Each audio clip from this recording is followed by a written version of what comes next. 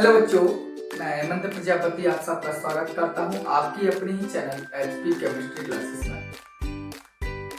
बच्चों, हम बायोमॉलिक्यूल्स पर बात कर रहे थे, जैव अणु पर हम बात कर रहे थे और जैव अणु में अभी तक 3 लेक्चर हो चुके हैं। ये अगला लेक्चर है आपके लिए। जैसा कि आप देखते हैं, स्ट्रक्चर ऑफ ग्लूकोज। ग्लूकोज की संरचना को हम समझेंगे। ग्लूकोज की आवर्तक संरचना क्या है इसको भी समझेंगे, और एपीमर और एनोमर होते क्या हैं, इन चीजों की डेफिनेशन को भी हम यहाँ पर देखेंगे। ठीक, फिर आगे बढ़ने से पहले हम आपसे यही कहेंगे, वीडियो को पूरा देखें। समझ में नहीं आए तो थोड़ा रेस्ट है, धीरे से समझने का प्रयास करिए, आराम से, तो समझ में आएगा आपको। जल्दी में मत देखिए, आराम से देखिए। ठीक है, अभी यहाँ पर स्ट्रक्चर ऑफ ग्लूकोज है, लेकिन स्ट्रक्चर ऑफ ग्लूकोज को समझाने से पहले हम आपसे बात करेंगे डी और एल कॉन्फ़िगरेशन पर। डीएल कॉन्फ़िगरेशन पर हम सबसे पहले बात करेंगे। डीएल विन्यास पर हम बात करेंगे। डीएल विन्यास होता क्या है बच्चों, उस पर चर्चा कर लें। तो आपको बता दें, डीएल विन्यास को समझाने के लिए रोजेन हॉफ नामक जो वैज्ञानिक था, रोजेन हॉफ, इस साइंटिस्ट ने डीएल विन्यास को समझाने के लिए ग्लिसरैल्डिहाइड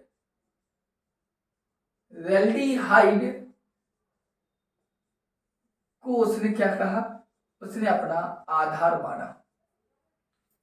ध्यान से समझने का प्रयास कीजिए। मैंने कहा कि डीएल विन्यास होता क्या है। डीएल विन्यास जैसे कि आपने देखा होगा, डी ग्लूकोज, एल ग्लूकोज, इस प्रकार के आपने glucose, D fructose, L fructose, इस प्रकार आपने जाना। उसी के संबंध में हम आपके लिए बात यहाँ पर हेडिंग डाली है डीएल विन्यास की। तो हमने कहा डी एल विन्यास को रोजेन हॉफ ने दिया, लेकिन रोजेन हॉफ ने ग्लिसरैल्डिहाइड को क्या किया, आधार माना। क्या किया, आधार माना। उन्होंने ग्लिसरैल्डिहाइड संरचना ली, जैसा कि आप देख लीजिए, ये कार्बन है, एक वैलेंसी, दूसरी, तीसरी और चौथी। आपको स्पष्ट रूप से पता है कि कार्बन की 4 वैलेंसी होती हैं, और जो रोजेन हॉफ ने जो संरचना दी वो असममित कार्बन परमाणु अर्थात किरेल अणु के आधार पर संरचना को समझाने का प्रयास किया। असममित कार्बन परमाणु या किरेल अणु क्या है, तो थोड़ी सी जानकारी दे देता हूं, जबकि लेसन में हमने आपको पढ़ाया भी है, आप चैनल पर जाके देख भी सकते हैं। असममित कार्बन परमाणु, asymmetric carbon atom, run by Hemant या एचपी केमिस्ट्री क्लासेस, डालेंगे तो अपने आप आ जाएगा। मैंने कहा कि डीएल विन्यास को रोजेन हॉफ ने दिया और ग्लिसरैल्डिहाइड को उन्होंने आधार माना। उन्होंने बताया कि कोई भी किरेल अणु या कोई असममित कार्बन परमाणु, मतलब ऐसा मतलब असममित कार्बन परमाणु का मतलब होता है ऐसा कार्बन परमाणु जिसकी चारों की चारों संयुक्ताएं अलग अलग, जिसकी चारों की चारों संयुक्ताएं अलग अलग हो। चारों संयुक्त, जैसे यहां पर ए लगाया तो यहां बी लगाया, तो यहां सी लगाया और यहां डी लगाया, तो ये हमारा क्या कहलाएगा, असममित कार्बन परमाणु। इसे क्या बोलेंगे, असममित कार्बन परमाणु। क्योंकि यदि किसी कार्बन की चारों संयुक्ताएं भिन्न भिन्न समूहों से जुड़ी हों तो उसे हम असममित कार्बन परमाणु या किरेल अणु कहते हैं। अर्थात ये हमारा जो कार्बन परमाणु है वो असममित है, क्योंकि इसकी चारों की चारों संयुक्ताएं भिन्न भिन्न कार्बन से जुड़ी हैं, इसलिए इसे बोलेंगे असममित कार्बन परमाणु। बात समझ में आ चुकी। अर्थात इसी को आधार मानकर ग्लिसरैल्डिहाइड को आधार माना असममित कार्बन परमाणु में। अर्थात ग्लिसरैल्डिहाइड का यहां लगाया CHO, यहां लगाया CH2OH, और ये हुआ OH, और ये है आपका H। दिखाई दे रहा होगा, एक मुझे देख लेने दीजिए। सही दिखाई दे रहा? अच्छा है। आइए, इतना पार्ट आप देख रहे होंगे कि कार्बन यहाँ OH, CHO और CH2OH देखा, और इसी आधार पर उन्होंने एक संरचना और बना के दी, जिस प्रकार कार्बन और चारों संयुक्ताएं इस प्रकार होंगी। ठीक, यहां पे उन्होंने क्या किया, CHO लिया, यहां उन्होंने CH2OH लिया, और अब की बार उन्होंने OH यहां और H यहां लिया। बस यहीं पर परिवर्तन बढ़ाया। उन्होंने बताया कि यदि यहां मतलब हाइड्रोक्सिल ग्रुप ये है आपका, और जैसी असममित कार्बन परमाणु को आप देखते हैं, असममित कार्बन परमाणु को देखिए, और यदि उन्होंने कहा कि यदि इस तरफ मैं कलम चला रहा हूं इस तरफ, अर्थात क्या होगा, ये बाएं, कौन सा वाक्य लगेगा, राइट वाला वाक्य लगेगा, बाएं से दाएं।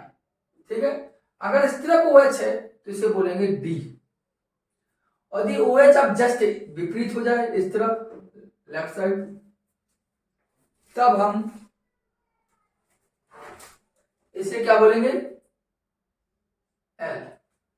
ठीक है, इसलिए इसका नाम पड़ेगा D ग्लिसरैल्डिहाइड, और इसी का नाम पड़ेगा L ग्लिसरैल्डिहाइड। मतलब उन्होंने यही मतलब ग्लिसरैल्डिहाइड को उन्होंने आधार माना, और बताया कि आप यहां से नीचे तरफ से देखेंगे, और जैसे असममित कार्बन परमाणु बनेगा, इस तरफ यदि OH होगा तो वो D होगा, और यदि इस तरफ OH हुआ देखने के बाद इस तरफ OH है तो L कहलाएगा। इसी को उन्होंने बताया DL विन्यास। बताइए, समझ में आ रही होगी? इसमें कोई ज्यादा वो मैटर नहीं है कि आपको बहुत ज्यादा लगेगा, नहीं बहुत ज्यादा हाई है क्वालिटी, ऐसा कुछ नहीं है, बिल्कुल सिंपल है। अगर आप अच्छे से देखते होगे या पढ़ते होगे तो कोई दिक्कत पड़ेगी। तो DL विन्यास इस प्रकार है जो आप देख रहे हो। बताइए, यहाँ कोई दिक्कत हो? अगर नहीं है तो मैं इसको रब करता हूं, आपको लिए फ्रक्टोज की बात करता हूं। देखिए, ठीक हो दिक्कत? आइए, अब मैंने ले रहा, चलो अच्छी बात है, मैं ले रहा हूं, चलो ग्लूकोज के बारे में बात कर ले रहा हूं। ग्लूकोज का D और L देख लीजिए, फॉर्मूला क्या होता है, C6H12O6, ये ग्लूकोज है। अगर ग्लूकोज का स्ट्रक्चर देखा तो ग्लूकोज का हम DL विन्यास देखें तो कार्बन कितना है, 1 2 3 4 5 और 6, यहां लगा दिया CH2OH। सभी की सभी चारों बैलेंसी होती हैं। आप सभी लोग जानते हैं ग्लूकोज में एल्डिहाइड समूह पाया जाता है। ठीक, देखिए CH2OH है, कार्बन 6 थे लगा दिए, लास्ट में CH2OH, ऊपर CHO। अब नीचे चलिए, यहाँ OH, यहाँ OH, फिर H और फिर OH। अब OH यहाँ है तो जस्ट H, OH यहाँ तो जस्ट H, H यहाँ तो जस्ट OH, OH यहाँ तो जस्ट H। बात समझ में आएगी?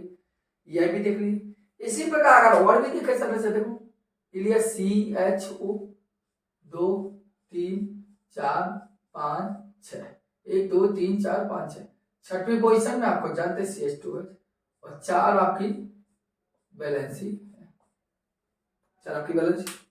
अब देखिए फिर क्या हुई है, OH OH H OH, OH है तो H, OH है तो H, H है तो OH, OH है तो H।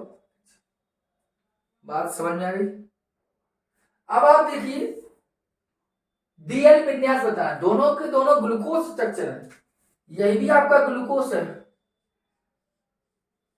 और यही भी आपका ग्लूकोज है, फिर कौन डिफरेंस क्या है दोनों में, स्ट्रक्चर फिर दोनों एक से हो गए।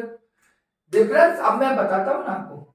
DL विन्यास कर रहे हैं ग्लिसरैल्डिहाइड, देखो भी इसमें भी एल्डिहाइड ग्रुप है, अब देखिए इसमें भी एल्डिहाइड। अब इस OH को पकड़िए, यहां से नीचे से देखिए OH कहां है, इस तरफ, इसका मतलब D कहलाएगा। और यदि इसी OH को यहां से हटा के हमने यहां लगा दिया, अगर OH इस तरफ आ जाए तो इसे बोलेंगे L ग्लूकोज होगा, लेकिन left and right levulose and dextrose इनके घूर्णन पर डिपेंड करती हैं चीजें। ठीक है, तो ये डी ग्लूकोज जिसे डेक्सट्रोस बोलते हैं, एल ग्लूकोज जिसे लेब्यूलोस बोलते हैं, वामावर्त ये बाएं तरफ आया वामावर्त, और दाएं तरफ है दो दक्षिणावर्त। ठीक है, तो ये कहलाता है ग्लूकोज का स्ट्रक्चर। बताइए कोई समस्या, कहीं ना समझ में आएगी कोई बात? तो ये ग्लूकोज का आप डीएल विन्यास देखते हैं। अगर आपको देखना है तो चलो हम फ्रक्टोज की बात करें, यहीं पर फ्रक्टोज की बात हो सकती है। फ्रक्टोज का भी सूत्र है C6H12O6 होता है। आप समझने का आप प्रयास करेंगे अच्छे से, फिर आप स्क्रीनशॉट ले लेना, लिख भी लेना। फ्रक्टोज देखिए इसका बना है, आपने जाना 1 2 3 4 5 और 6। छठवें नंबर पर भी CH2OH लगाइए और पहले नंबर पर CH2OH। और आप जानते हैं फ्रक्टोज में कीटोन समूह पाया जाता है। फ्रक्टोज में क्या होता है? कीटोन। कुछ नहीं करना, पहले तो बैलेंस ही लगाइए इस प्रकार। कीटोन को लगाना तो लगाइए डबल बॉन्ड O। आप देखिए कुछ नहीं होना, नीचे जाइए OH OH H। OH इस तरफ है तो H इस तरफ, OH इस तरफ तो H है तो OH। कोई दिक्कत? इसी प्रकार यहां कर दीजिए, देखिए CH2OH, C 3 4 5 और छठवें पोजीशन पर CH2। आप देखिए खुद, ठीक है। और डबल बॉन्ड O इस प्रकार लगा। आप देखिए OH H OH OH H H दर तो OH दर, OH दर तो H दर, OH दर तो H दर। यह भी आपका फ्रक्टोज है, कोई इसमें प्रॉब्लम आई नहीं है। और यह भी आपका फ्रक्टोज है, लेकिन हम पढ़ रहे हैं डीएल विन्यास। अगर डीएल विन्यास में देखें तो डीएल विन्यास को उन्होंने कहा ग्लिसरॉल बात, तो कुछ नहीं करना है। आप देखिए नीचे से देखिए OH कहाँ है? OH कहाँ? इस तरफ है, इसका मतलब दाएं तरफ है। और दाएं तरफ का मतलब है डेक्स्ट्रोस, डेक्स्ट्रो मतलब डी फ्रक्टोज। और यही OH इस तरफ ना होकर इधर होता OH, मतलब OH किस तरफ? उस तरफ, जिसे बोलते हैं एल फ्रक्टोज, मतलब लिब्यूलोज फ्रक्टोज, वामावर्त फ्रक्टोज आएगा। बताइए समझ में? तो ये आप देखिए, अब ये ग्लूकोज का स्ट्रक्चर है एंड ये फ्रक्टोज का स्ट्रक्चर है। ये ग्लूकोज की भी स्ट्रक्चर बने हैं, ये फ्रक्टोज के बने हैं। आपको आप देखते हैं ग्लूकोज में एल्डिहाइड ग्रुप दिखाई दे रहा होगा आपको, एंड फ्रक्टोज में कीटोन समूह दिखाई दे रहा होगा। मतलब किसमें एल्डिहाइड ग्रुप होते हैं और किसमें कीटोन होते हैं वो आपके जस्ट सामने है। बताइए समझ रही? तो एल्डिहाइड ग्लूकोज में हमेशा एल्डिहाइड समूह होते हैं और फ्रक्टोज में हमेशा कीटोन ग्रुप होता है। दोनों के मॉलिक्यूलर फॉर्मूला आप देख लीजिए, ग्लूकोज का भी C6H12O6 एंड फ्रक्टोज का भी C6H12O6। मॉलिक्यूलर फॉर्मूला सेम है, लेकिन स्ट्रक्चर फॉर्मूला देखिए दोनों का अलग। ये भी ग्लूकोज एंड फ्रक्टोज, इसे डी ग्लूकोज दाएं तरफ, एल ग्लूकोज बाएं तरफ, डी फ्रक्टोज दाएं तरफ, एल फ्रक्टोज बाएं तरफ। तो ये कहलाता है डीएल विन्यास। बताइए बच्चों कोई दिक्कत हो, कोई समस्या हो डीएल विन्यास में, तो आपके सामने स्पष्ट रूप से हमने आपको समझाने का प्रयास किया, ठीक है। अगर आगे चले तो चलिए हम आगे इस टॉपिक पर बात करते हैं। चलिए, कोई दिक्कत है कोई है नहीं है, समस्या हो तो आप हमें बता देंगे, ठीक है। इसको अलग करते हैं। अब हम चलते हैं ग्लूकोज के स्ट्रक्चर पर सही से, जिसे बोलते हैं हाबर संरचना, ठीक है। आइए, तब तक आप स्क्रीनशॉट ले लिया होगा वैसे तो, क्योंकि आवश्यकता होगी तो लिया होगा, नहीं तो कहते हैं चलो छोड़ो लगकर हमें नहीं पढ़ना है। तो बार बार हमें कहेंगे वीडियो को आप पूरा देखें, तो आपको कुछ समझ में भी आएगा, आपको फीलिंग भी बेटर अच्छी होगी, ठीक है। अगर हम ग्लूकोज के स्ट्रक्चर पर बात करें तो देखिए, इतना आप जानते हैं ग्लूकोज जो होता है उसका जो फॉर्मूला होता है आप अच्छे से जानते हैं, C6H12O6 होता है। इस बात को आप सभी लोग जानते हैं कि ग्लूकोज का फॉर्मूला क्या है, C6H12O6। इससे पहले के लेक्चर में हमने आपको स्पष्ट रूप से समझाया कि ग्लूकोज में एल्डिहाइड समूह होता है और 5 हाइड्रोक्साइड समूह होते हैं, जो रिएक्शन आपको समझाई थी, रिएक्शन भी की। अब आइए आगे हम बात करें कि ग्लूकोज की ग्लूकोज स्ट्रक्चर पर तो देखो अच्छे से अब बात करेंगे हम थोड़ा, ठीक है। आइए, सिस्टम से लिखना है, बड़ा लिखना है, कुछ जगह चाहिए, जगह चाहिए आपको, बार बार कह रहा हूँ, इसलिए आप थोड़ा गौर से देखें, समझने का बात कीजिए। ये ग्लूकोज का फॉर्मूला होता है, इसको और अच्छे ऊपर लिख रहा हूँ, C6H12O6, ठीक। ये ग्लूकोज देखो, ग्लूकोज सबसे बेका एल्डिहाइड समूह CHO, सिंगल बॉन्ड C, 3 4 हो गए, 5 और 6 कार्बन हो जाएगा। सभी में बैलेंस 4 होती है। लास्ट वाले में आपको पता है हम CH2OH लगा देते हैं, ठीक है। अब आप नीचे से बनाने क्या करते हैं, यहाँ OH, यहाँ भी OH, यहाँ H और यहाँ OH। OH है तो H, OH है तो H, H है तो OH है, OH है तो H। कोई समस्या? इसे क्या बोलेंगे हम, अपना OH कहाँ है, इस तरफ है ना, दाएं तरफ, OH कहाँ है, इस तरफ है, तो इसे बोलेंगे डी ग्लूकोज। एक बात समझ गई। अब आप देख लीजिए, अच्छे जानते हो ये कार्बन क्या है अपना 1, और ये कार्बन का 2, ये कार्बन का 3, ये कार्बन का 4, ये 5, 6। ये कार्बन का अंकन भी आपने देखा। अब यहां पर आप जानते क्या हो, इस सी, इस वाले पॉइंट को जो आप देख रहे हो, इसको जो हमने यहाँ करा है CH वो था हमारा। इस पॉइंट को आपको समझना है। इसे समझने से पहले एक मिनट के लिए आप रुकें, क्योंकि बात ज्यादा कॉल आ रही है बार बार। चलिए, थोड़ा डिस्टर्ब हुआ था। चलिए, मैंने क्या कहा, इस CHO की बात करते, इसको मैंने हटाया वन कार्बन को, और मैंने इसको स्ट्रक्चर रूप में लिखा। देखो क्या लिखा, डबल बॉन्ड O और सिंगल बॉन्ड H। हो गई सबकी बैलेंस। कोई समस्या? एनी समस्या?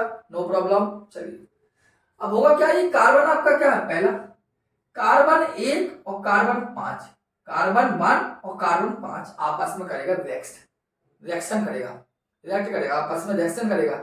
रिएक्ट करेगा तो होगा क्या, कुछ नहीं होना, ये वाला यहां से कार्बन 1 और कार्बन 5, कार्बन 1 और कार्बन 5, केवल कार्बन 1 और कार्बन 5 में ही हम परिवर्तन करेंगे। तो होगा क्या, इसका ये वाला कार्बन और इस मतलब इस कार्बन का यह है OH इधर आके जुड़ेगा।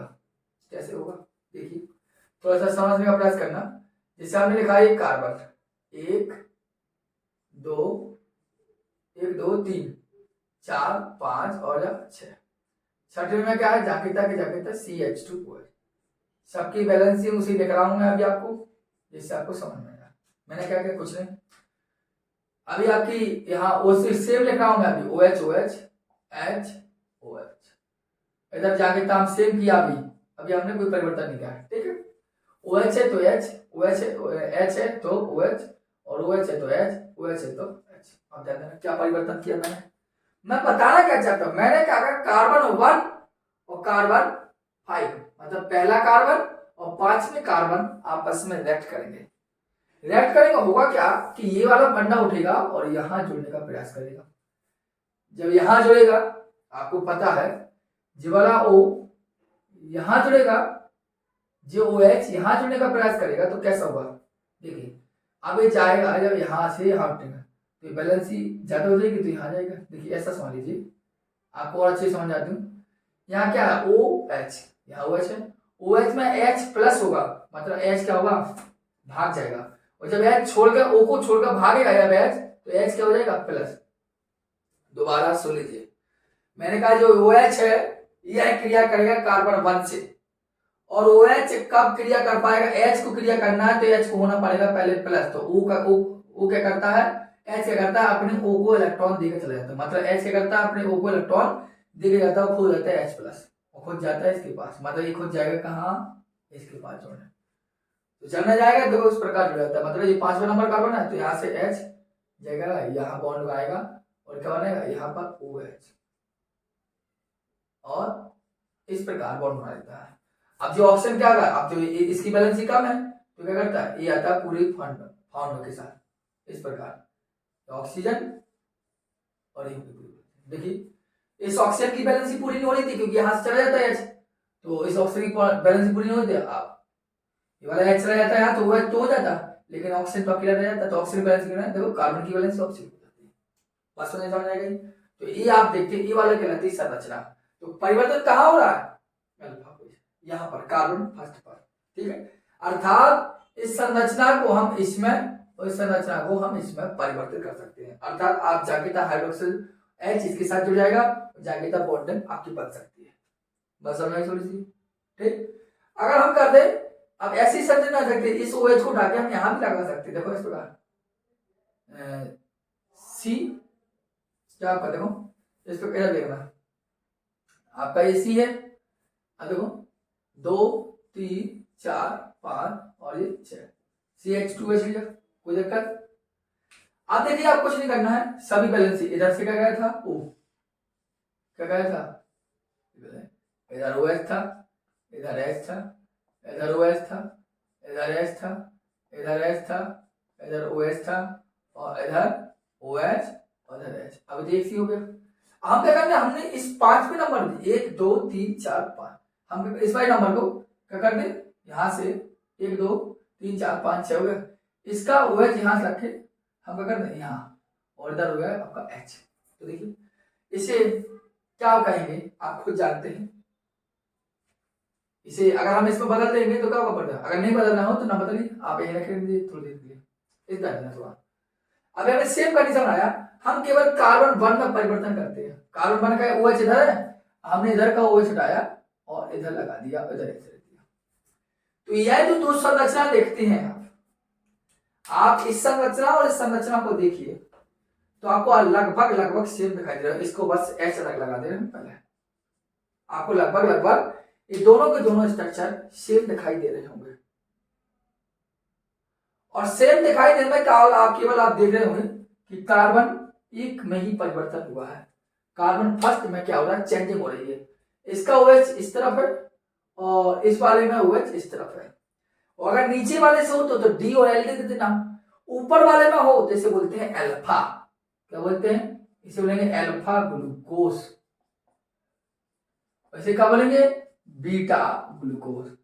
कार्बन ऊपर सबसे फर्स्ट कार्बन में परिवर्तन हो रहा है और फर्स्ट कार्बन किन में, OH इस तरफ है सो अल्फा, OH इस तरफ है सो बीटा ग्लूकोज बोलेंगे। और यह दोनों जो संरचना है एक दूसरे के, ये दोनों संरचना एक दूसरे के क्या कहलाते हैं, एनोमर कहलाते हैं। क्या है एक दूसरे की, एक दूसरे के एनोमर है, क्या कहलाएंगे, एक दूसरे के एनोमर। अगर ग्लूकोज की संरचना में कार्बन फर्स्ट में परिवर्तन होता है तो वह एक दूसरे के एनोमर कहलाते हैं, वह एक दूसरे के एनोमर कहलाते हैं, वह एक दूसरे के एनोमर कहलाते हैं। बात समझ में आ गई, तीसरी समझ में गई। आपने क्या किया, 5वें कार्बन को उठाया, H उठा के लगाया OH पर, ये ऑक्सीजन की बैलेंस ही कम थी, ये ऑक्सीजन आया सीधा और फिर 107 लग गया। अब हमने क्या सेकंड वाला OH यहाँ लगा दिया, H उस तरफ कर दिया, तो बस ये अल्फा कहलाने लगा, ये बीटा। लेकिन यह अल्फा ग्लूकोज, वह बीटा ग्लूकोज, एक दूसरे क्या है, एनोमर है, एक दूसरे क्या है सर, एनोमर है। अर्थात ये दोनों के दोनों एक दूसरे के एनोमर कहलाते हैं। देख लीजिए, समझ लीजिए क्या समस्या हो रही है आपको, पर हमें आप कमेंट बॉक्स में क्लियर कर देना, तो हम अच्छे से और अच्छे से क्लियर करने का प्रयास करेंगे।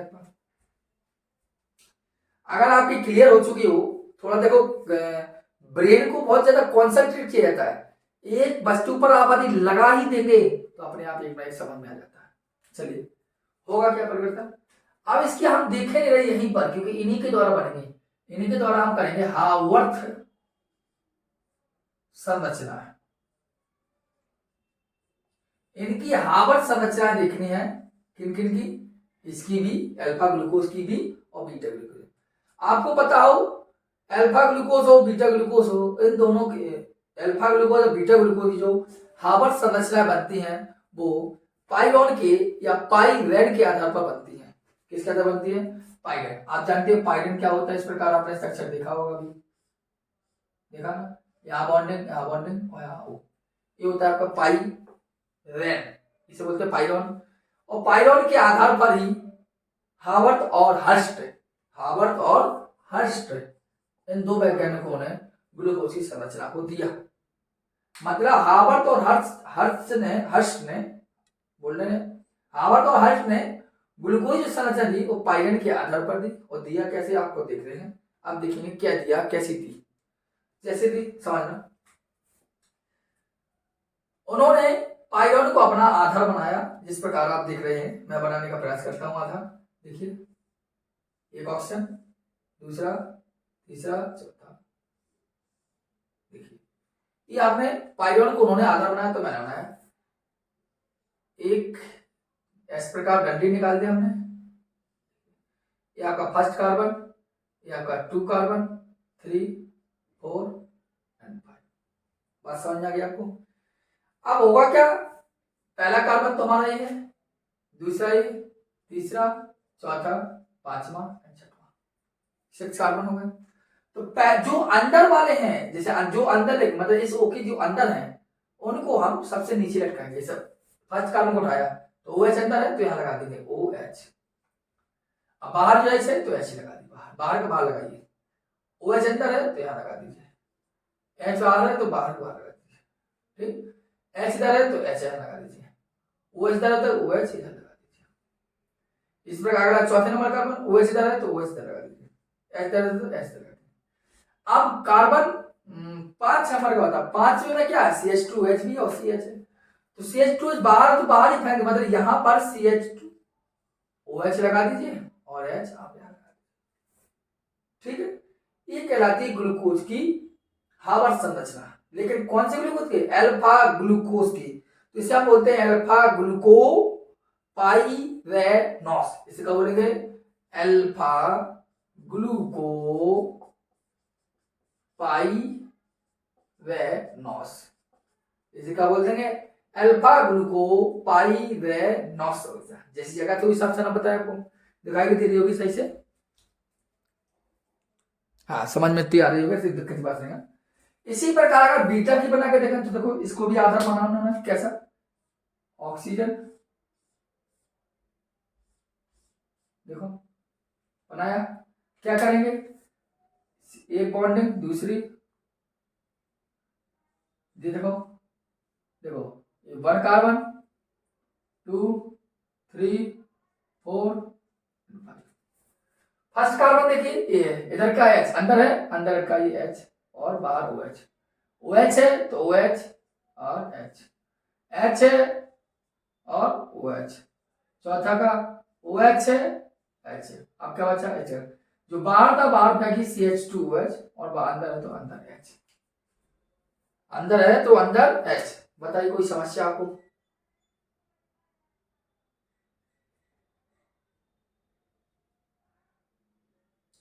बोलिए समस्या हो तो इसे बोलेंगे बीटा डी। क्या बोलेंगे इसे, आपका बीटा है, इसे बोलेंगे बीटा ग्लूको पाइरेनॉस संरचना। तो ये आपने देख रहे जो स्ट्रक्चर ग्लूकोज की संरचना का, वो स्ट्रक्चर आपने alpha glucose and beta glucose को समझा। इसे किस आधार पर दिया गया, किस प्रकार की संरचना बनाएंगे, ये आपको हमने आपको जानकारी दी। ठीक है, तो ये अल्फा ग्लूकोज हो गया, ये बीटा ग्लूकोज हो गया। कोई समस्या हो तो पहले आप इसको समझ लीजिए, कुछ समस्या हो तो हमें कमेंट बॉक्स में कमेंट करते रहना, हम आपके लिए बात करते हैं। आपको यदि समझ से ना आया हो तो मैं एक बार और रिवाइज करा दूं, तो आप एक बार रिवाइज कर लीजिए थोड़ी जल्दी जल्दी, इससे आपको अच्छा लगे। ठीक है, आइए मैं इसको पूरे का रिवाइज करा दे रहा हूँ, कोई दिक्कत परेशान न होइए, आपको समझ में आना चाहिए। मैं बार बार कह रहा हूँ बच्चों, रिवाइज करा दे रहा हूँ, मैं रिवाइज करा दे रहा हूँ, रिवाइज करा दे रहा हूँ, परेशान नहीं होइए आप बिल्कुल। देखिए मैंने क्या किया, एक ग्लूकोज लिया था इस प्रकार CHO, सिंगल वन सी सी सी सी सी सी, 1 2 3 4 5 और लास्ट में CH2OH। इधर का लगा OH, इधर का लगा OH, इधर का लगा H, इधर का लगा OH। जहां OH हो जाए उस तरफ H, H हो जाए तो OH, OH है तो H, OH है तो H। इस प्रकार बनता बना अपना, ये आपका कहलाएगा ग्लूकोज वाला सिस्टम। ठीक है, अब होना क्या मैंने कहा था, ये आपका कार्बन 1 है, ये दूसरा है, ये तीसरा है, ये चौथा है, ये पांचवा छठवां। हमें 5वें नंबर कार्बन और यहाँ पर है, मतलब इसको अगर हम देखें सही से तो डबल बॉन्ड O और H। होता क्या है कि जो आपका OH है, यहाँ से बॉन्डिंग जो आपका लगा ना O और सिंगल बॉन्ड H लगा हो, ये बॉन्डिंग आपको इसको देखा जाता है, खुद H इसके साथ जुड़ जाता है, ऐसा होता है। तो जब हो जाएगा C तो हो जाता है OH, और ये H, और जाके था आपका OH और H, H OH, OH H, C और H और CH2OH। इधर बचा ओनली O इस प्रकार। तो O की वैलेंसी क्या हो गई कम, तो O क्या यहाँ से उठता है आगे जाके इससे जुड़ जाता है। बस समझ में आएगा, क्योंकि H हट जाता है इस बार चला जाता है तो यहाँ की बैलेंसी कम हो जाती है तो वो हट जाता है। अब इसी संरचना में हम परिवर्तन करें तो OH को हट जाते हैं, H को हट, देखो इस प्रकार C 3 4 5 6, देखो 1 2 3 4 5 6, क्या होना, इधर इधर आप OH कर दिया हमने, उधर कर दिया H, देखो OH H H OH OH H, और इसका O लिख के हमने वही प्रक्रिया आपके है और आपका H इस पर कर दिया। तो यह आप देखते हैं कार्बन फर्स्ट में ही परिवर्तन हुआ है, कार्बन का में वन में, कार्बन वन में इस तरफ OH है और कार्बन वन में उस तरफ OH इस तरफ इस वाले में। तो ये दोनों क्या कहलाते हैं, यह है और यह है, दोनों से कहलाते हैं आपके NO। अगर ग्लूकोज की चक्रीय संरचना, इसे बोलते हैं कौन सी संरचना, इसे हम बोलते हैं ग्लूकोज की चक्रीय संरचना। अगर ग्लूकोज की चक्रीय संरचना में यदि ग्लूकोज की चक्रीय संरचना के कार्बन फर्स्ट में परिवर्तन होता है तो इसे बोलते हैं हम एनोमर। क्या बोलते हैं इसे हम एनोमर।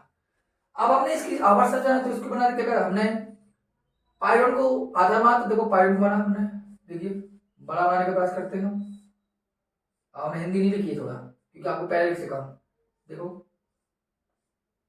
ठीक है। अब आपको थोड़ा लगा लेना, ये कार्बन 1 है, 1 2 3 4 और 5, कार्बन फर्स्ट इधर आइए, OH कहाँ है अंदर है तो इधर लगाइए आप OH और H ऊपर, कार्बन OH अंदर है तो OH लगाइए बाहर की तरफ फेंक दीजिए, H इधर है तो H इधर लगाइए, OH आप इधर लगाइए, चौथे नंबर लगाइए आप OH इधर लगाइए और H आप इधर लगाइए। अब पांचवें नंबर पे ये 2 3 4 और 5, पांचवें CH2OH बाहर तो बाहर ही फेंक दीजिए उसको और H लगा दीजिए। इसे बोलते हैं अल्फा ग्लूकोपाइरेनॉस संरचना, अल्फा ग्लूकोपाइरेनॉस संरचना या अल्फा डी ग्लूकोपाइरेनॉस संरचना, क्योंकि OH तो इस तरफ है ना, जब OH इस तरफ होगा तो डी ग्लूकोज कहलाता है, उस तरफ होता है तो एल ग्लूकोज पहले बता चुका हूं। इधर इसमें बना लीजिए, दिक्कत थोड़ी है, देखिए देखिए दोबारा बता रहा हूँ, आपको पता है पहले बता भी चुका हूँ, रिवाइज करवा रहा हूँ, देखिए कैसे क्या करना है। कार्बन फर्स्ट है तो कार्बन फर्स्ट का H ऊपर होगा, ये H, कार्बन फर्स्ट का H कहाँ होगा, कार्बन फर्स्ट का H कहाँ होगा नीचे, मतलब अंदर है तो अंदर लगाइए H, इधर क्या था अंदर था तो अंदर OH लगा था, बाहर तो बाहर OH, अंदर OH इधर, H इधर, H इधर OH इधर, इधर ये OH इधर H इधर, आपका CH2OH इधर और H इधर। तो इसे बोलेंगे अल्फा डी ग्लूकोपाइरेनॉस, इसे बोलेंगे बीटा डी ग्लूकोपाइरेनॉस, ठीक है।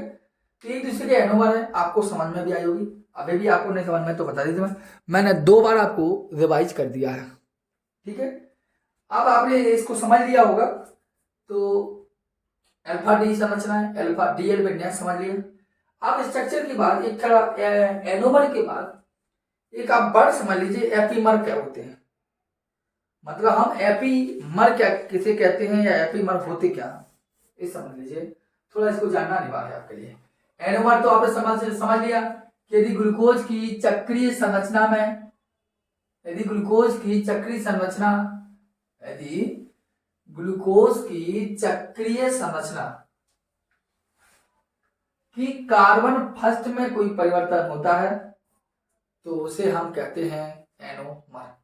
अब एपीमर क्या होते हैं तो देखो यहाँ पे क्या सी ग्लूकोज होता है CHO, दूसरा तीसरा चौथा पांचवा और छठवां में लिखिए CH2OH, देखिए चारों बैलेंस दिखा रहा हूं मैं आपको, ठीक है ठीक है। इधर यहां भी ले रहा हूं एक कंपाउंड CHO, दूसरा तीसरा चौथा पांचवा और छठवां, चारों की चारों बैलेंस दिखाई दे रहा हूं मैं आपको, ठीक है। CH2OH है, यहां लगाइए OH, यहां लगाइए OH, यहां लगाइए H और यहां लगाइए OH, ऐसी में कर लीजिए, यहां लगाइए OH, यहां लगाइए OH, यहां लगाइए H और यहां लगाइए OH, फिर ओ एच लग गया जिस तरह उस तरफ एच, ओ एच हो तो एच, ओ एच हो तो ओ एच, ओ एच हो तो एच, ऐसे ओ एच है तो एच, ओ एच है तो एच, एच है तो ओ एच, ओ एच है तो एच। समझ आ गई? अब आपको क्या ध्यान देना है, दूसरी बात आगे करें हम। अगर हम देखें तो अभी तो हमारे दोनों संरचना एक सी हैं। अगर हमारे कार्बन फर्स्ट है, कार्बन फर्स्ट हमारा क्या था, ग्लूकोज की चक्रीय संरचना के कार्बन फर्स्ट में यदि परिवर्तन होता तो इसे हम एनोमर बोलते थे। अब कार्बन 1 है, 2 है, 3 है, 4 है, 5 है और 6 है। 1 2 3 4 5 एंड 6। इसी प्रकार कार्बन सेकंड में हम परिवर्तन करते हैं, मतलब इसका मतलब ओ एच नहीं रखने दीजिए, इस तरफ का ओ एच हटाइए, इधर लाइए, देखिए आपको बता लीजिए इधर ओ एच है, इसके इधर ओ एच है। कार्बन सेकंड में परिवर्तन हो रहा है, और कार्बन सेकंड में कार्बन दूसरे कार्बन में यदि कोई परिवर्तन होता है, कार्बन दूसरे में यदि कोई परिवर्तन होता है तो वो एक दूसरे के एपीमर कहलाते हैं। क्या कहलाते हैं वो? एपीमर। और ऐसी प्रक्रिया को बोलते हैं एपीमरीकरण। कार्बन फर्स्ट में परिवर्तन होता था तो इसे एनोमर कहा जाता था, और कार्बन सेकंड के ओएच बदल जाए तो उसे बोलते थे हम, मतलब बोलते हैं हम उसे एपीमर। उसे क्या बोलते हैं हम? एपीमर। बताइए कोई समस्या आपको? तो आपने जाना कि एपीमर या एनोमर होते क्या है, कोई समस्या हो तो आप बता दीजिए हमें, ठीक है। अब हम थोड़ा ये जानना चाहते हैं कि ग्लूकोज में कितने असममित कार्बन परमाणु होते हैं, ठीक है। आइए असममित कार्बन परमाणु और जान लीजिए ग्लूकोज में, इसके बाद आपका ग्लूकोज के स्ट्रक्चर और इससे संबंधित जो क्वेश्चन है वो आपको सामने स्पष्ट है, ठीक है। आइए ग्लूकोज में असममित कार्बन परमाणुओं की संख्या, और साथ साथ में ऐसा नहीं कि ग्लूकोज में प्रकाशिक समावयवी कितने होते हैं, ऑप्टिकल आइसोमर ग्लूकोज में कितने होते हैं, इसको और जान लीजिए। ये लास्ट होगा आपके लिए फंडा जिसको आपको जानना है, ठीक है। लास्ट पॉइंट होगा समझना। तो सबसे पहले अगर ग्लूकोज में एजीमेट्रिक कार्बन परमाणु, असममित कार्बन परमाणु जानना है या प्रकाश समावयवी संख्या जाननी है तो उसको लिखने से पहले हम ग्लूकोज का स्ट्रक्चर देखेंगे। क्या देखेंगे? CH होता है यहाँ, दूसरा, तीसरा, चौथा, पांचवा और छठवां। और हम आपसे यही कहेंगे, अब आप गौर से देखना, अभी तक आपने डीएल विन्यास में असममित कार्बन परमाणु को जाना। यहाँ OH है, यहाँ भी OH है, यहाँ H है तो यहाँ OH, OH हो गया तो आप H लगाइए, यहाँ OH लगा दीजिए, OH है तो आप H लगा दीजिए। अब ध्यान देना, मैंने बताया था कि असममित कार्बन परमाणु का मतलब होता है जब किसी कार्बन परमाणु की चारों संरचनाएं अलग अलग समूह से जुड़ी हों तब वो असममित कहलाता है। इसी प्रकार हम पहले कार्बन को देखें, ये आपका फर्स्ट कार्बन है, ठीक है। अब आइए पहले कार्बन की संरचना देखें तो देखो कार्बन क्या है, केवल सिंगल बॉन्ड यहां दिखाई दे रहा है और पूरी संरचना एल्डिहाइड समूह में है। सेकंड कार्बन से पता लगाइए आप, देखिए सेकंड कार्बन सबको नीचे सन मिला है, इस कार्बन की एक मतलब इधर मुझ रहा हूं, इस कार्बन को देखिए आप, single bond single bond single bond single bond, देखिए single bond single bond single bond single bond, मतलब इस कार्बन की चारों संरचनाएं दिखाई दे रही हैं। और इस कार्बन की यहाँ संरचना OH से है, यहाँ CHO से है और यहाँ S से है और नीचे इतने बड़े समूह से है। मतलब इस कार्बन की यदि हम देखें तो सभी की सभी संरचनाएं अलग अलग समूहों से जुड़ी हुई हैं, इसलिए कहलाएगा असममित कार्बन परमाणु। स्टार लगा दिया हमने, ठीक। अगले में आइए, इसमें देखेंगे तो इसमें देखें तो इसमें देखो इसकी संरचना यहाँ S से, यहाँ OH से और ऊपर इतने दो कार्बन वाले समूह से, एक और दो कार्बन समूह से, और नीचे 1 2 3, तो यह भी आपका कहलाएगा असममित कार्बन परमाणु। मतलब जिस कार्बन परमाणु की सभी की सभी संयोजकताएं अलग अलग समूह जुड़ी हो तो उसे बोलेंगे असममित। इसको देखें तो इसको देखिए आप, थोड़ा ध्यान देना, इसको देखें तो यार ओ एच है, इधर एच है, और इसकी संयोजकता देखें तो एक दो कार्बन वाले जुड़े, इधर की संयोजकता देखें तो एक दो तीन, तो यह भी असममित कार्बन परमाणु है। इसी प्रकार आपका यह भी असममित कार्बन परमाणु है। तो मतलब 1 2 3 4, तो असममित कार्बन परमाणु की संख्या कितनी है? 4। तो जब असममित कार्बन परमाणु की संख्या क्लियर हो जाएगी तो आप फॉर्मूला लगाएंगे 2 की पावर n, क्योंकि n है असममित कार्बन परमाणु। ठीक, अब 2 की पावर कितना? 4, तो बोले 16। कितने प्रकाशक समाई बनेंगे? 16 प्रकाशक समाई बनेंगे, जिनमें से 8 डी प्रकाशक होंगे और 8 आपके एल प्रकाशक समाई भी बनेंगे। तो प्रकाशक समाई पहचानने की केवल ये फंडा है, इसके होने के लिए बहुत नियम होते हैं जिससे सब क्लियर हो जाता है, लेकिन यहां पर हमने आपको जानकारी दी, आपको समझ में भी आई होगी असममित कार्बन परमाणु संख्या कैसे निकाली ग्लूकोज में। ठीक है, तो ये लेक्चर था आपका, ग्लूकोज की संरचना आपकी कंप्लीट हुई। फ्रक्टोज की संरचना भी हमने आपको समझाई सबसे पहले। डीएल विन्यास क्या है, हार्वर्ड संरचना है। आप इसको देखिए, कोई समस्या हो तो आप हमें बताइए, कमेंट बॉक्स में कमेंट कीजिए। समझ बात को अच्छे से इनको लिख लीजिए आप अच्छे से, ठीक है।